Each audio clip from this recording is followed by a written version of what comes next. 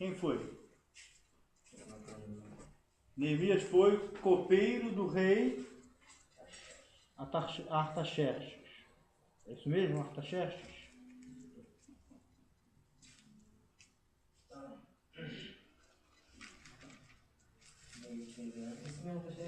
Uhum. Ou seja, ser copeiro dá-se a entender que não é nada demais, né? Não é tão importante levar um copinho dela lá pro rei. Mas deixa eu entender aqui, mas nessa época aí o Império Babilônico já tinha sido... Já. Os períodos de Esdras, Neemias e Esté já não existia mais Babilônia. Já são deportados já da Babilônia para... Já voltaram, exato. Já voltaram para Jerusalém, é isso aí. Estão reconstruindo de novo, né? Mas Suzã era onde? Suzã era uma cidade, que era uma cidade de veraneio dos reis da Pérsia. Né? Mas ficava no território de... Ficava no território da Média. Né? Ela fica ali aproximadamente no nordeste do Golfo Pérsico, atual Irã. Né? Então, Neemias, ele foi copeiro do rei, era um cargo de alta confiança. Né? Por quê? Nesse tempo, os reis, eles eram muito perseguidos, conspiravam-se contra eles. Nós temos aí, e é até do rei Assuero, o caso de que 2 servos dele planejavam envenená-lo. Mardoqueu, ele vai lá e descobre e vai denunciar os 2 servos, que serão mortos, executados. Né? Então, para ser copeiro, tinha que ter uma alta confiança do rei. Porque o copeiro era aquele que experimentava. Porque se tivesse envenenado, quem morria era ele. Né? Tinha que ser de alta confiança, por quê? Porque o copeiro ele poderia colocar veneno ali depois que o bebê estava disfarçado, né? E dava para o rei. Né? Então tinha que ser um cargo de alta confiança. Neemias então era como se fosse o primeiro-ministro do rei Artaxerxes. Né? Então quem foi? Foi um homem importante, uma espécie de senador, primeiro-ministro hoje, né? Um homem de confiança do rei Artaxerxes. O que acontece? De Jerusalém vai para Suzã Hanani, que era irmão de Neemias. E Neemias vai perguntar como está lá o povo que voltou do exílio. Aqui está voltando.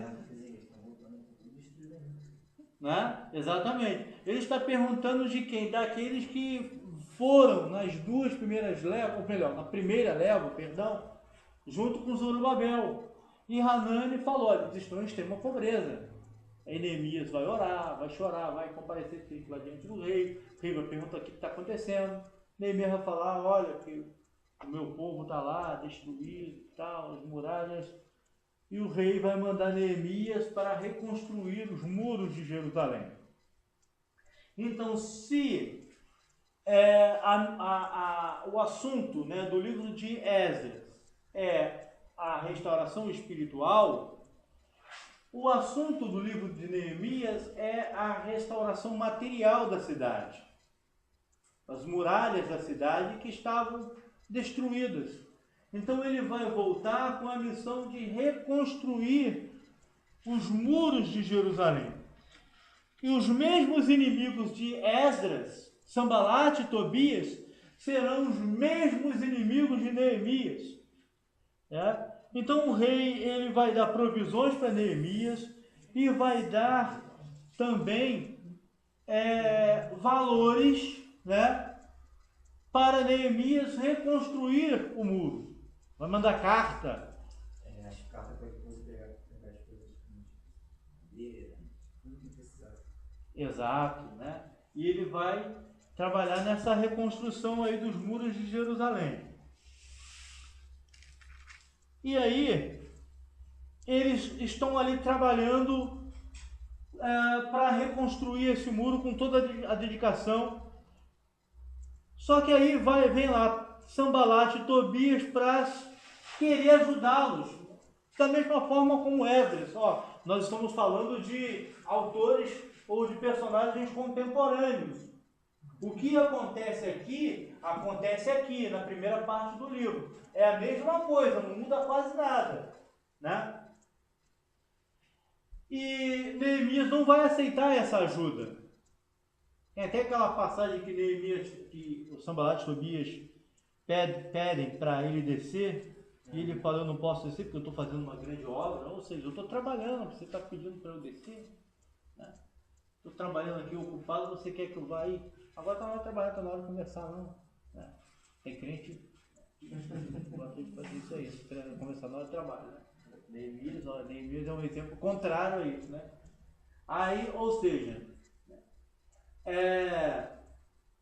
depois, esse Sanbalate e Tobias vão escrever lá para o rei. O rei, né, novamente vai proibir aqui a reconstrução dos muros.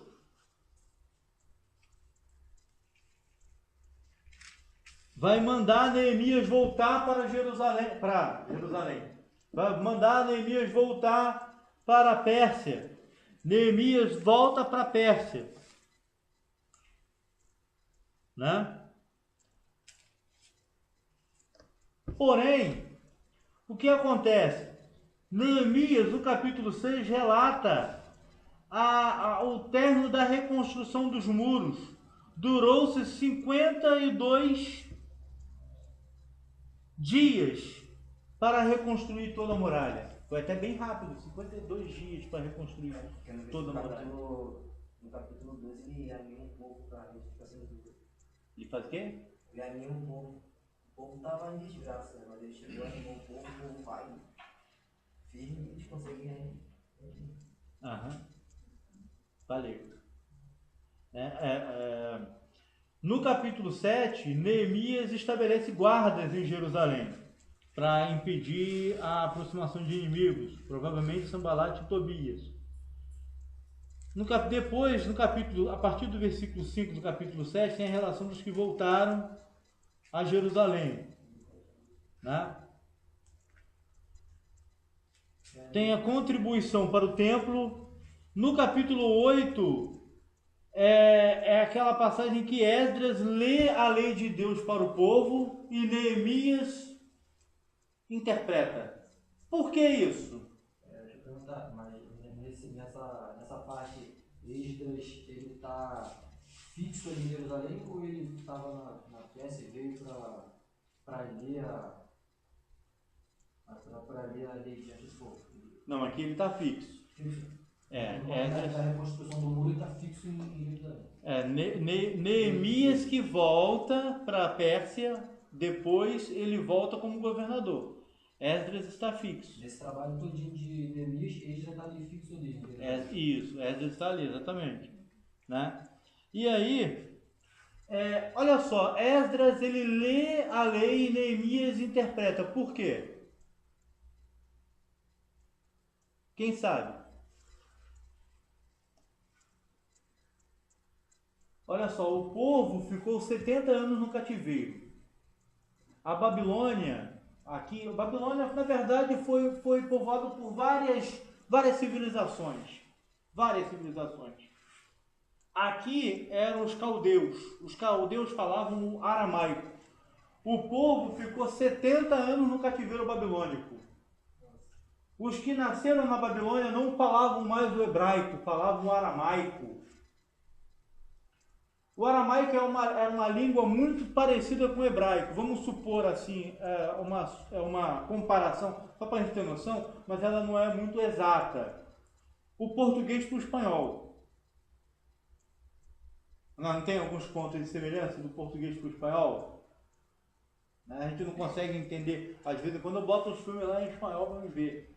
Há uma leve semelhança. Oi? Há uma leve semelhança. Há uma leve semelhança entre as línguas. Então, oi? Né? Então, mal comparando o português do espanhol, aqui o hebraico para o aramaico. O povo que nasceu no cativeiro não falava o hebraico, falavam o aramaico. Esdras estava lendo a lei em hebraico. Quem voltou do cativeiro falando aramaico não entendia-se mais tudo aquilo que Esdras lia. O povo ficou em pé durante horas com sede da palavra de Deus. E hoje crente reclama por ficar 2 horinhas no culto quando passa um pouquinho. Aqui o povo ficou horas. Né? Então, o porquê disso?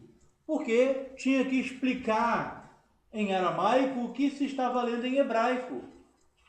Né? Vale lembrar que esses caracteres quadráticos que a gente escreveu aqui, isso aqui é uma herança aramaica, porque o hebraico antigo não é assim.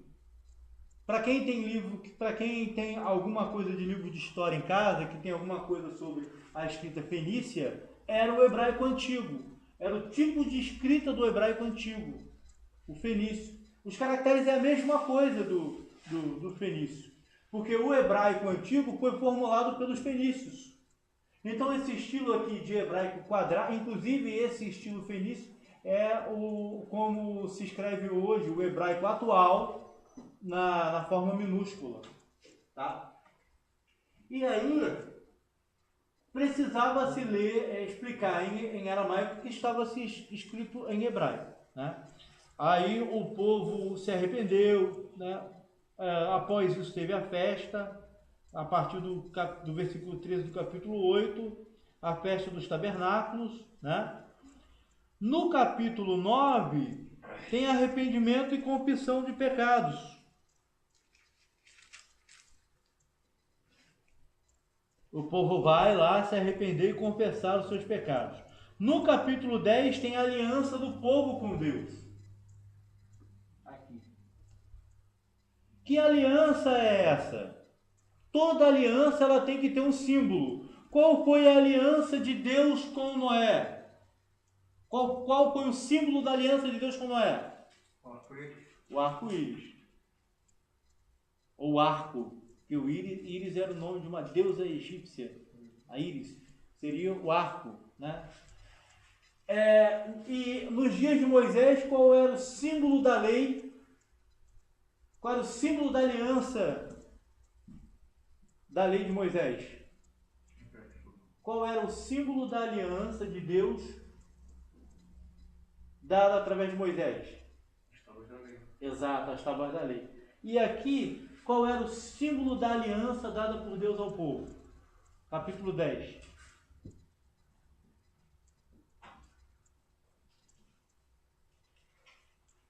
Era a guarda da lei.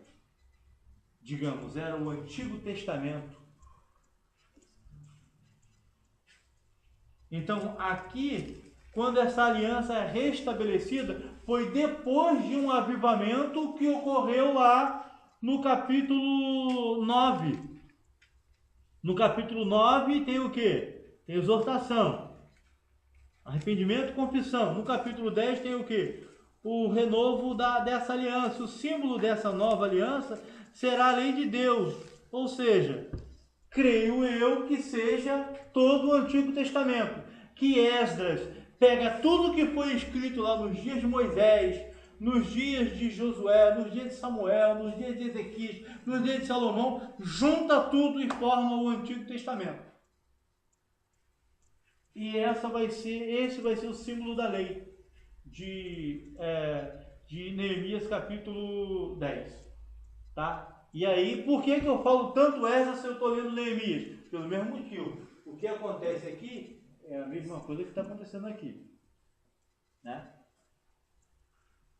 Neemias, ele retorna para Jerusalém como governador, né? E quando ele retorna, o Babel já tinha morrido, ele retorna, desculpa gente, é porque eu estou correndo bastante mesmo, tá? Não tá bom, tem que dar a saída do trabalho. Bom trabalho, bom trabalho. Obrigado aí. Agora estamos. Tá? Até a próxima aula. Até a próxima. Quando ele volta como governador, Zorobabel já tinha morrido, e aí o que acontece? Ele bate nas pessoas. Por que ele bate? Tem algumas pessoas ali que ele pega pecando e ele espanca. Por que isso? Porque Neemias tinha poder de polícia. Por isso que ele bate nos caras, como uma forma de punição.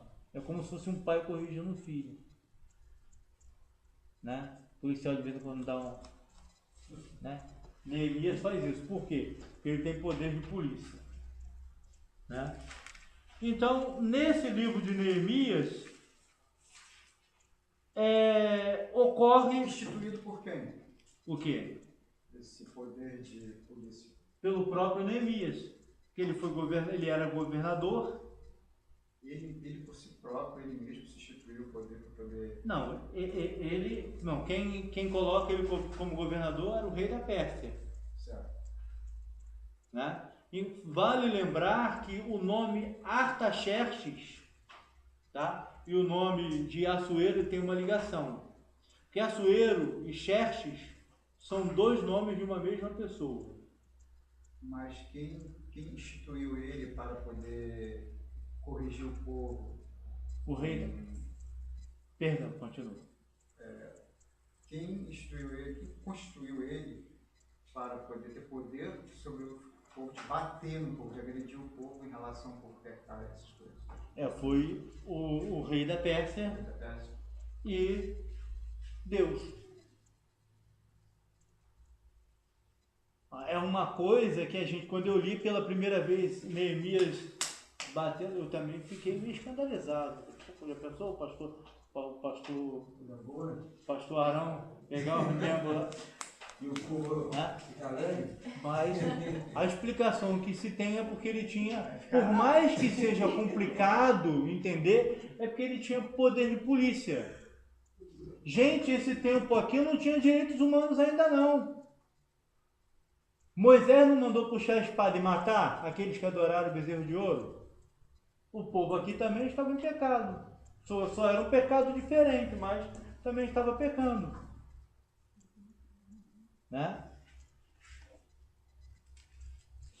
Os direitos humanos hoje só servem para piorar as coisas. Direitos humanos hoje, você pega um bandido, você não pode bater nele. Se você mata um bandido, vão perguntar, mas e direito humano? Quer dizer então que direito humano só serve para bandido, para policial não serve não? A polícia puxar a arma para matar o bandido. Tem certas coisas que não entra, não dá para engolir.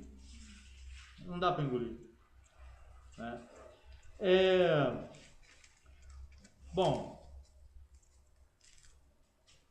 no capítulo 13 tem a restauração dos levitas, a manutenção lá, né, dos serviços dos levitas, né? E aí, no capítulo 13, nos dois últimos versículos, ocorre aí as reformas de Neemias. Limpei-os, pois, de toda estrangelice e designei o serviço dos sacerdotes e dos levitas, cada um no seu mister, como também o fornecimento de lenha em tempos determinados, bem como as primícias. Lembra-te de mim, Deus meu, para o meu bem. Ok? E aqui a gente encerra, tá bom? E semana que vem a gente fala só sobre Esther. Pode ser? Pode ser. Aí, sobre Esther, a gente corrige as atividades e já pode até iniciar o próximo. Que é esse aqui? A prova a gente vai marcar para daqui a 2 semanas, porque aí vocês vão ter uma semana livre para estudar, entendeu? Depois que a gente resolver as atividades. Aí quando na outra, daqui a 2 terça-feira, a gente primeiro faz a prova, que leva por 10 minutos.